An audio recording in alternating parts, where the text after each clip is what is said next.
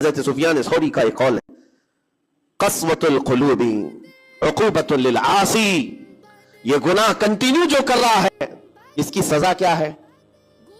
یہ اللہ تبارک و تعالیٰ کے ناراضگی کی نشانی، سزا کیا ہے؟ کچھ لوگوں کو ایسا لگتا ہے مجھے کچھ نہیں ہو رہا ہے، میرا گھر بار سب صحیح ہے، ٹھیک ٹھاک ہے، تو فرمایا اس کی پہلی سزا تو یہ ہے عقوبۃ قسوۃ القلوب، یعنی جو کنٹینیو گناہ کرتا ہے رب تعالیٰ اس کا دل پتھر کی طرح بناتا ہے،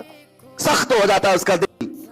نہ رب تبارک و تعالیٰ کے نام پر اس کی کبھی آنکھیں بھیگتی ہوئی دکھتی ہیں، نہ عذاب قبر کا اسے خوف محسوس ہوتا ہے، نہ محشر کے دن کی فکر، نہ جہنم کے لپٹتے ہوئے شعلوں سے اس کا دل دہلتا ہے، نہیں، دل سخت ہو گیا ہے۔ گناہوں پر جو بندہ کنٹینیو اصرار کرتا جاتا ہے اس کا دل سخت کر دیا جاتا ہے، یہ رب تبارک و تعالیٰ کے ناراض ہونے کی نشانی ہے، غضبناک ہونے کی نشانی ہے۔ اور ایک نشانی یہ فرمائی ہے،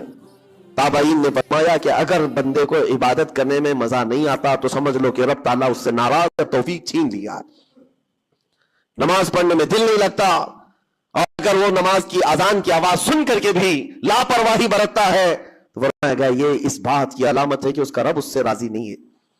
اور جس سے مولا راضی ہوتا ہے کڑاکے کی ٹھنڈیوں میں بھی اس کو بستر سے اٹھا کر اپنے دربار میں لاتا ہے، جس سے رب تبارک و تعالیٰ راضی ہے اس کو اپنے دربار میں لگائے رکھتا ہے، وہ رات ہو کہ دن ہو کہ صبح ہو کہ دوپہر ہو، وہ بندہ دوڑا ہوا رب تعالیٰ کے حضور پہنچ جاتا ہے۔ میرے عزیزو اپنی اپنی فکر کریں، ہم کس کیٹیگری میں چل رہے ہیں؟ کہیں ایسی زندگی نہیں گزر رہی ہے کہ ہمارا رب ہم سے راضی نہ ہو، ناراض ہو؟ پھر پوچھا گیا کہ اگر اللہ تبارک و تعالیٰ ناراض ہے تو پھر دولت کی ریل پیل گھر بار ساری چیزیں ہیں، فرمایا یہ بھی ایک نشانی اللہ کی ناراضگی کی کہ گناہ کنٹینیو ہونے کے باوجود اگر تمہارے مال میں کمی نہیں آ رہی ہے، روزانہ بڑھتا جا رہا ہے، تو خوف کھاؤ کہ اللہ بڑے عذاب کا تمہارے لیے تیاری فرما رہا ہے،